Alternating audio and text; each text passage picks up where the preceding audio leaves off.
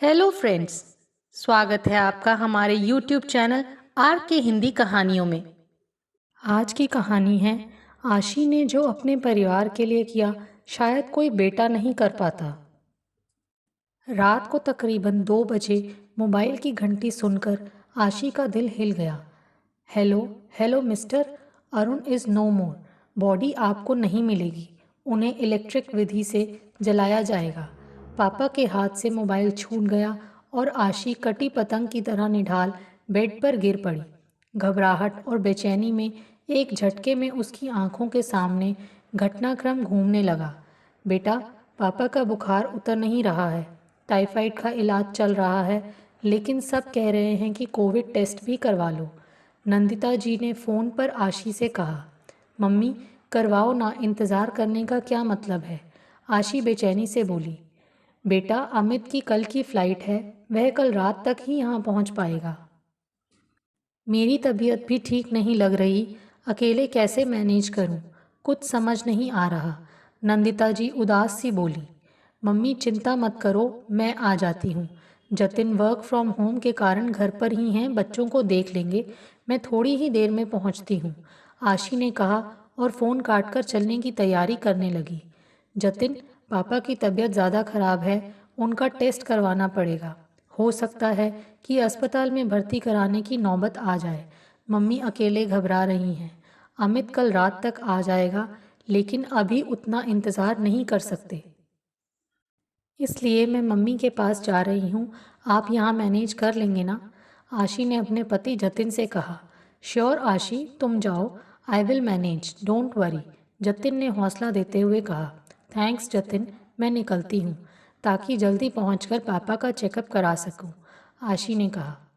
आशी अपनी कार से गुरुग्राम से गाज़ियाबाद के लिए निकल पड़ी। हालांकि लॉकडाउन के चलते कई जगह चेकिंग चल रही थी। आशी ने इमरजेंसी बताकर जैसे तैसे घर तक पहुंचने में कामयाबी हासिल की। घर पहुंचते ही अपने पापा के पास पहुंची। हालांकि कोविड की सभी सावधानियों के साथ ही वह पापा से मिली। पापा, कैसे हैं आप? देख ले बेटा खुद ही, कैसा हूँ मैं।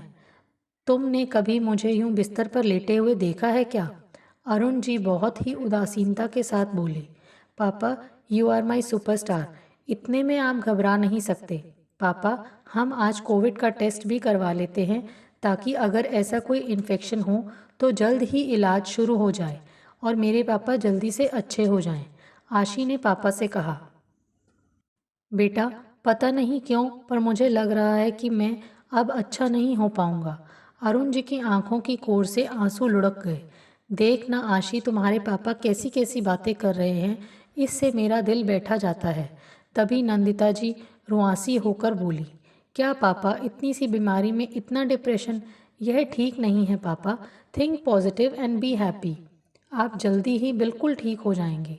चलो चलो, अब मैं पैथोलॉजिस्ट को कॉल करके उसे बुला रही हूँ ताकि टेस्ट जल्दी हो सके, आशी ने मोबाइल निकालते हुए कहा। कुछ ही देर में पैथोलॉजिस्ट अरुण जी के सैंपल ले गया और बता गया कि रिपोर्ट 36 घंटों में आएगी। अब इंतज़ार करने के अलावा अन्य दूसरा कोई रास्ता नहीं था। मम्मी, आप थोड़ा आराम कर लो, पापा को मैं देख रही हूँ। भैया का फ़ोन आया था, मैंने उन्हें बता दिया है कि पापा का टेस्ट हो गया है, रिपोर्ट 36 घंटे बाद आएगी। वे बता रहे थे कि उन्होंने भाभी और आर्यन को कानपुर उनके मायके भेज दिया है क्योंकि यहाँ लाना भी सेफ नहीं था। वे खुद कल रात तक यहाँ पहुँच जाएंगे। चलिए मम्मी, अब आप थोड़ा सो जाओ, कहीं आपकी तबीयत ना बिगड़ जाए, आशी ने माँ को आराम करने की सलाह देते हुए कहा। तू कहती है तो लेट जाती हूँ, पर नींद कहाँ आने वाली। दिमाग में यही सब चल रहा है। क्या माहौल चल रहा है, हर कोई दहशत में है, क्या होगा पता नहीं। अरे सुन, तू डबल मास्क लगाकर रखना और बार बार सैनिटाइज़र से हाथ साफ करती रहना। बेटा, पूरी सावधानी बरतना, क्योंकि जब तक पापा की रिपोर्ट ना आ जाए हमें सावधान ही रहना चाहिए, नंदिता जी आशी को हिदायत देते हुए बोली।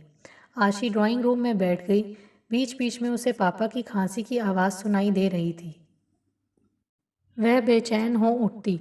मन में यही डर समाया हुआ था कि कहीं पापा की कोरोना रिपोर्ट पॉजिटिव ना आ जाए, मगर इंतज़ार करने के अलावा अन्य कोई दूसरा रास्ता भी तो नहीं था। तभी मोबाइल बजा। आशी ने देखा जतिन का कॉल है। हेलो। हाँ सॉरी जतिन, मैं यहाँ पहुँचकर आपको बताना भूल गई। पापा का टेस्ट हो गया है, रिपोर्ट परसों सुबह तक आएगी। आशी बोली। ओके आशी, टेक केयर योरसेल्फ।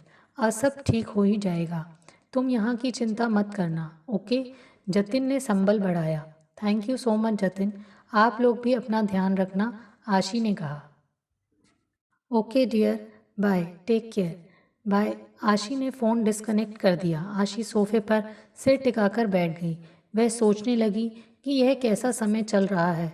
इस महामारी से देश दुनिया को कब निजात मिलेगी। न जाने कितनी जिंदगियां और ले लेगा यह वायरस। जिंदगी कब पटरी पर आएगी। बच्चों के स्कूल, ऑफिस, सभी कुछ कब तक सामान्य हो पाएगा और तब तक कितना नुकसान हो जाएगा। घर की व्यवस्थाएं और देश की अर्थव्यवस्था सभी चरमरा गई हैं। शायद सब जल्दी ठीक हो जाए, इसी उम्मीद के साथ आशी उठकर पापा को चेक करने गई। वे सो रहे थे। इधर नंदिता जी की भी नींद लग गई थी। आशी ने किचन में जाकर खुद के लिए कॉफ़ी बनाई ताकि कुछ एनर्जी मिले। थोड़ी देर में नंदिता जी भी उठकर आ गईं। दोनों बैठकर बातें करती रहीं। वक्त जैसे थम गया था। पल पल आगे बढ़ने में जैसे सदियां लग रही थीं। लेकिन इंतज़ार के अलावा अन्य दूसरा कोई रास्ता नहीं था। अगले दिन तक पापा की स्थिति और बिगड़ चुकी थी। खांसी भी बढ़ चुकी थी। तेज़ बुखार और सांस लेने में बहुत दिक्कत हो रही थी। नंदिता और आशी घरेलू उपचार भी करती रहीं। मन तो हो रहा था कि अभी अस्पताल में भर्ती करवा दें, लेकिन लोगों से, न्यूज़ चैनलों से अस्पताल में भर्ती मरीजों की छिछालेधार सुन सुनकर वे दोनों कोई फैसला नहीं कर पा रही थी। जैसे तैसे रात के 9 बजे अमित आ गया। पापा की ऐसी स्थिति देखकर वह भी घबरा गया। फिर अपने कुछ दोस्तों परिचितों से बात करके यही निर्णय लिया कि पापा को फौरन अस्पताल में भर्ती किया जाए। अब सारे टेस्ट वहीं होते रहेंगे। मम्मी, आप और आशी घर पर ही रुकें, मैं पापा को वेदांता में एडमिट करवाता हूँ, अमित बोला। लेकिन बेटा, नंदिता ने कुछ बोलना चाहा। मम्मी, टेंशन मत कीजिए, यह सब अफवाहें हैं कि अस्पताल में भर्ती कराने के बाद बचना मुश्किल हो जाता है।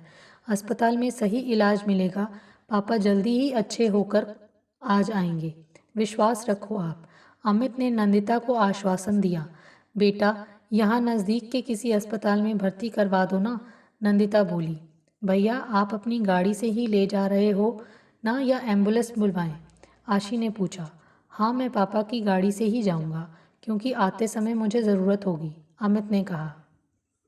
आइए पापा, हम आपको अस्पताल ले जा रहे हैं ताकि आप जल्दी से ठीक होकर घर आएं, अमित ने पापा को सहारा देकर उठाते हुए कहा। बेटा, मुझे नहीं लगता कि अब मैं घर वापस आ पाऊंगा, पापा हताश भरे स्वर में बोले। क्यों नहीं आएंगे, बिल्कुल आएंगे। प्रॉपर इलाज होगा और आप झट से अच्छे हो जाएंगे। B positive. ओके पापा, कहकर अमित ने उन्हें उठाया। फिर आशी और अमित दोनों ने मिलकर पापा को गाड़ी में पीछे लिटा दिया। अमित अस्पताल के लिए निकल पड़ा। अस्पताल में एडमिशन की सारी औपचारिकताएं पूरी करने के बाद अमित को वहां से निकलना पड़ा, क्योंकि मरीज के पास किसी के रुकने या मिलने की सख्त मनाही थी। डॉक्टरों ने बता दिया था कि आगे की अपडेट अब फ़ोन पर ही पता करते रहिए। अमित भारी मन से घर लौट आया। घर पहुंचकर नंदिता और आशी को भी सारी स्थिति से अवगत करवाया। मम्मी, आप बिल्कुल टेंशन मत लीजिए, वहाँ सभी व्यवस्थाएं बढ़िया थीं। अभी पापा को आईसीयू में रखा है, कल सारे टेस्ट हो जाएंगे, उसके बाद स्थिति क्लियर होगी। अब आप भी आराम कीजिए, रात काफ़ी हो गई है, अमित ने माँ से कहा। ठीक है बेटा, मेरे भी हाथ पैरों में बहुत दर्द है, हरारत सी महसूस हो रही है, पेन किलर खाकर सो जाती हूँ। चलो बेटा आशी, तुम भी आराम कर लो, नंदिता जी ने उठते हुए कहा। सुबह 10:30 बजे के करीब पैथोलॉजिस्ट ने पापा की रिपोर्ट व्हाट्सएप पर भेज दी। रिपोर्ट पॉजिटिव थी। अब ज़रूरी था कि वे तीनों भी टेस्ट करवाएं, क्योंकि तीनों ही पापा के संपर्क में आए थे। उन तीनों का भी टेस्ट हुआ, तीनों ही पॉजिटिव आए। हालांकि 6 आया था, इसलिए तीनों को होम क्वारंटीन होना पड़ा। उधर अस्पताल में पापा को वेंटिलेटर पर शिफ्ट कर दिया गया और घर में तीनों का इलाज शुरू हो गया। 3-4 दिन घरेलू इलाज भी करते रहे। भैया, मम्मी की हालत तो बिगड़ रही है, आशी बोली। हाँ आशी, सांस लेने में मुझे दिक्कत महसूस हो रही है। ऐसा लग रहा है कि मम्मी और मुझे भी अस्पताल में कहीं भर्ती ना होना पड़े। अमित कुछ चिंता में बोला। भैया, ऐसा है तो देर क्यों करें? आप और मम्मी यहीं गाजियाबाद के किसी अस्पताल में एडमिट हो जाइए। जितना जल्दी कदम उठाएंगे उतना ही अच्छा होगा, आशी बोली। तुम अकेले रह लोगी? अमित ने पूछा। हाँ भैया, डोंट वरी, मैं रह लूँगी। वैसे भी मेरी तबीयत अभी थोड़ी ठीक है, आशी ने कहा। ठीक है, मैं मम्मी से बात करता हूँ, अमित बोला। आखिरकार नंदिता और अमित अस्पताल में भर्ती हो गए। आशी घर पर ही आइसोलेट थी। उधर आशी के घर जतिन बच्चों की देखभाल कर रहा था। अमित की पत्नी और बच्चे कानपुर में थे। पूरा परिवार जैसे एक जंग लड़ रहा था। इतनी बेचैनी जिंदगी में कभी महसूस नहीं की थी। आशी ने टीवी ऑन किया। उस पर चारों तरफ मचा कोहराम, ऑक्सीजन की कमी, दवाओं की कालाबाजारी, इंजेक्शन की कालाबाजारी, लाशों के ढेर। यह सब देखकर वह घबराकर आशी ने अगले पल ही टीवी बंद कर दिया। सोफे से सिर टिका दिया। आंखों की कोर से आंसू बह निकले। उसने मन ही मन कहा, इस समस्या का हल हो तो कैसे? अब फ़ोन पर ही पापा, मम्मी और अमित की स्थिति जान पाती वह। कभी बुखार बढ़ जाता, कभी ऑक्सीजन लेवल कम हो जाता। तबीयत स्थिर ही बनी हुई थी। पापा की रिकवरी तो बिल्कुल ना के बराबर थी। पापा को एडमिट हुए करीब 20 दिन हो गए थे और मम्मी व अमित को भी 14-15 दिन, लेकिन अस्पताल से कोई अच्छी खबर नहीं मिल पा रही थी। आशी ने दोबारा टेस्ट करवाया था। उसकी रिपोर्ट 2 दिन बाद आनी थी। आज की रात आशी को बहुत बेचैनी हो रही थी। वह बेड पर बैठे बैठे समय काट रही थी। उसे नींद नहीं आ रही थी। मन किसी अनहोनी की आशंका से सिहर जाता था। रात 2:30 बजे मोबाइल बजा और खबर सुनकर आशी का दिल बैठ गया। मिस्टर अरुण इज़ नो मोर। पापा। हाथ से मोबाइल छूट गया। आशी कटी पतंग की तरह निढाल बेड पर गिर पड़ी। क्या करती? कोई कंधा नहीं था जिस पर सिर रखकर वह रोती। कोई साथ नहीं, कोई हाथ नहीं जो सिर पर हाथ रखकर दिलासा दे सके। समझ में नहीं आ रहा था कि क्या करे वह। मम्मी और अमित तो खुद जिंदगी और मौत के बीच झूल रहे हैं। उन तक तो यह खबर का पहुंचना भी उनके लिए कितना घातक हो सकता है, यह सोचकर ही वह काम गई। उसने खुद को संयत किया। कुछ निर्णय कर उसने जतिन को फ़ोन मिलाया। हेलो आशी, क्या बात है, इतनी रात गए? जतिन बोला। जतिन पापा बोलकर आशी की रुलाई फूट पड़ी। आशी, आशी come on, please relax. Jatin बात की गंभीरता को समझते हुए आशी को सांत्वना देने की कोशिश करने लगा। सुनो जतिन, मुझ में ना जाने कहाँ से इतनी हिम्मत आ गई है कि इस भयावह स्थिति को किस तरह समझदारी से फेस करना है, यह मैंने सोच लिया है। कल मैं अकेले पीपीई किट पहनकर अस्पताल जाऊंगी।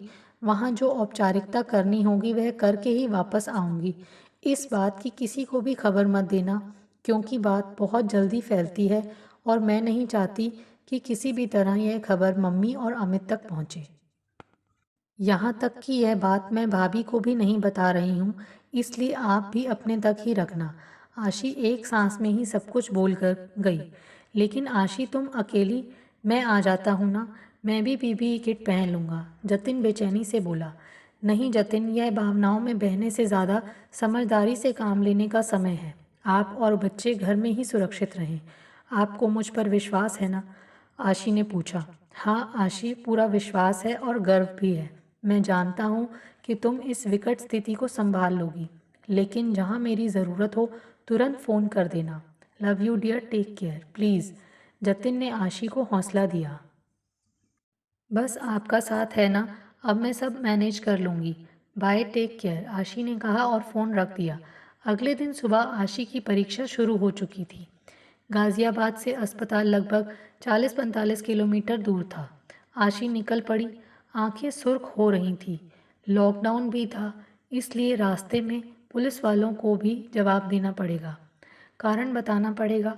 आशी मजबूत इरादों से आगे बढ़ रही थी।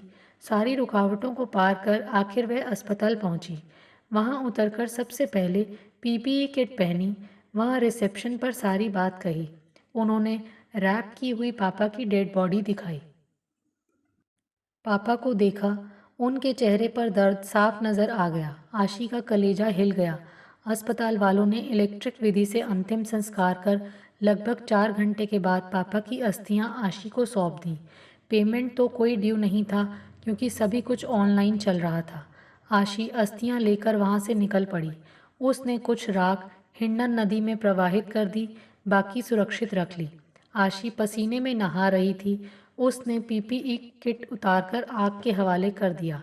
आशी खुद नहीं जानती थी कि आज उसने कितना बड़ा काम किया है। बहुत ही हिम्मत का काम था यह सब करना। लेकिन उसे अब सिर्फ मम्मी और अमित के प्राणों की चिंता थी। बस उन्हीं को बचाने के लिए आशी कमर कस चुकी थी। घर आकर नहाने के बाद आशी ने सबसे पहले जतिन को फ़ोन किया। हेलो आशी, सब कुछ ठीक है ना? जतिन ने फ़ोन उठाते ही कहा।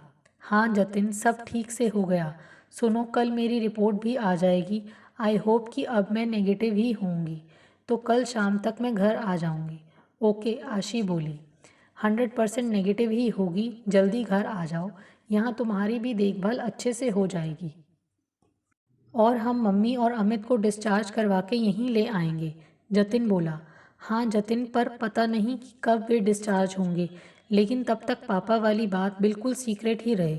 आशी बोली। बिल्कुल सही, तुम चिंता मत करो, बस कल आने की तैयारी करो। जतिन बोला। Okay bye Jatin. Okay, take care Ashi. अगले दिन आशी की रिपोर्ट आ गई, नेगेटिव ही थी। आशी ने राहत की सांस ली। उसने अपनी पैकिंग की, घर को अच्छी तरह सैनिटाइज करके फिर दोपहर करीब 3 बजे अपने घर को निकल पड़ी। लॉकडाउन की वजह से कई दिक्कतों का सामना करते हुए रात करीब 7 बजे गुरुग्राम अपने घर पहुंची। घर पहुंचकर सबसे पहले नहाई। बच्चों व जतिन को हिदायत दी कि अभी कुछ दिन उससे दूरी बनाकर ही रहें और मास्क भी लगाकर रखें। अमित और मम्मी के डिस्चार्ज के इंतज़ार में दिन कटने लगे। बीच में मम्मी से एक बार वीडियो कॉल पर बात हुई। उन्होंने पापा के हालचाल जानने चाहे।